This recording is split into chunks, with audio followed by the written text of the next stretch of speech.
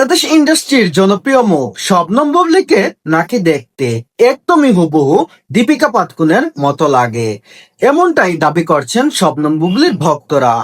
বুবলীকে নাকি দীপিকা পাডুকোনের পোশাকগুলো খুলে বুবলীকে পরিয়ে দিলে একদমই হুবহু দীপিকা পাডুকোন লাগবে, এমনটাই দাবি করছেন তারা। এবার শুরু হলো টলিউডে নতুন এক যুদ্ধের অধ্যায়। শবনম বুবলীর ভক্তরা তোমরা কোথায়?